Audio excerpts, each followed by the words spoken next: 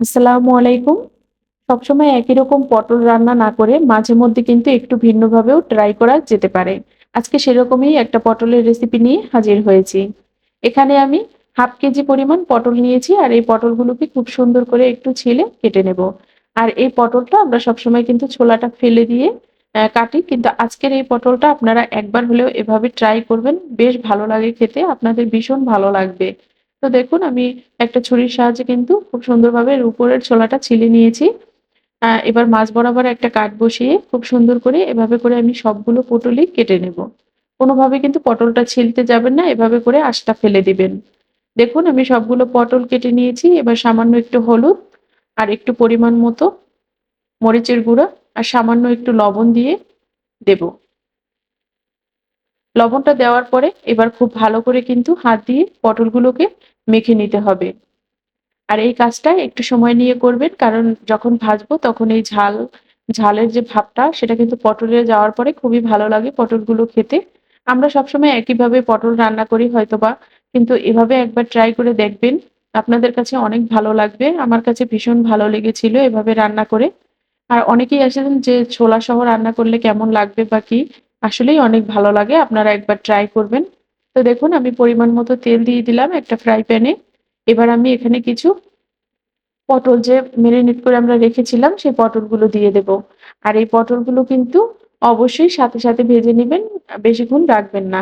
আমি খুব ভালো করে পটলগুলো দিয়ে দিলাম দেখুন। এবার পটলগুলোকে উল্টে পাল্টে আমি ভেজে নেব। আর এই পটলগুলো কিন্তু ভাজতে বেশি একটা সময় লাগে না। খুব অল্প সময়ে ভাজা যায়। আর এর বেশি একটা তেল লাগে না। আর এটুকু তেলেই কিন্তু আমি সবগুলো পটল ভেজে নেব। আর এই তেলে ভাজার কারণে কিন্তু পটলের স্বাদটা আরো দ্বিগুণ বেড়ে যাবে। দেখুন আমার পটলগুলো কিন্তু ভাজা হয়ে গেছে আর অনেকটাই সিদ্ধ হয়ে গেছে পটলগুলো। এবার আমি পটলগুলোকে তুলে নেব।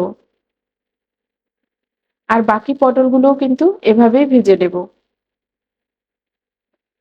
এবার আমি ফ্রাই প্যানে ওই তেলের মধ্যেই চিংড়ি মাছ দিয়ে দিলাম। ২ টা মিডিয়াম সাইজের পেঁয়াজ কুচি দিয়ে দিলাম, ২ টো তেজপাতা, আদা রসুন বাটা দিয়ে দিলাম ১ টেবিল চামচ, হলুদ গুঁড়া ১/২ টেবিল চামচ, মরিচ গুঁড়া ১ টেবিল চামচের একটু কম দিলাম, ধনিয়ার গুঁড়া দিয়ে দিলাম। এতে করে বেশ ভালো লাগে খেতে। আর পরিমাণ মতো লবণ।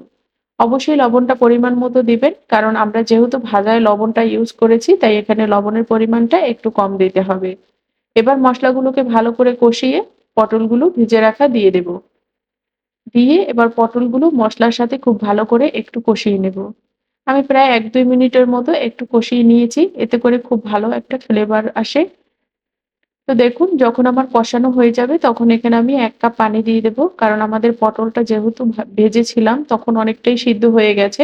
তাই বেশি একটা ঝোলের প্রয়োজন হবে না। যেহেতু আজকের পটলটা একটু ভুনা টাইপের হবে তাই অল্প ঝোলেই কিন্তু হয়ে যাবে।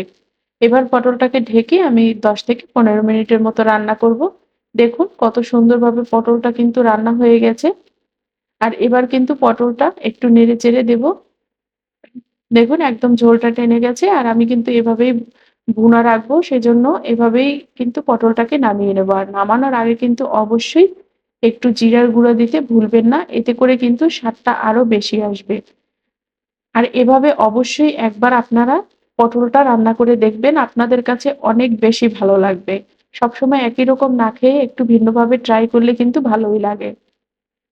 আমিও ভেবেছিলাম ছোলা সহ এভাবে রান্না করলে আসলেই কি ভালো লাগবে কিনা। কিন্তু অনেক ভালো লেগেছিল আমার কাছে। তো দেখুন আমি খুব ভালো করে কিন্তু আমার রান্নাটা হয়ে গেছে। এবার আমি একটু পরিবেশন করে দেখিয়ে দিচ্ছি। এ পর্যায়ে যদি আমার ভিডিওটা ভালো লাগে তাহলে অবশ্যই চ্যানেলটি সাবস্ক্রাইব করে সাথে থাকবেন। আর একটা লাইক দিতে ভুলবেন না। আপনাদের ভালোবাসা আমার কাছে অনেকই দরকার। কারণ আমি ছোট একজন ইউজার।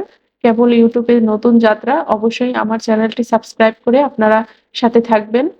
তো এরকম নিত্য নতুন রেসিপি পেতে আমার চ্যানেলটি এর সাথেই থাকবেন। সেজন্য অবশ্যই বেল আইকনটি অন করে রাখবেন। অনেক, অনেক ভালোবাসা এবং শুভকামনা রইলো আপনাদের জন্য। আপনারা অবশ্যই সাপোর্ট করবেন। আপনাদের সাপোর্ট আমার কাছে খুবই জরুরি এখন।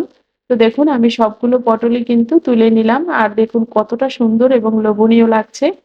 অবশ্যই আপনারা এভাবে একবার ভুনা করে পটল খেয়ে দেখবেন। ভীষণ ভালো লাগবে আশা করছি।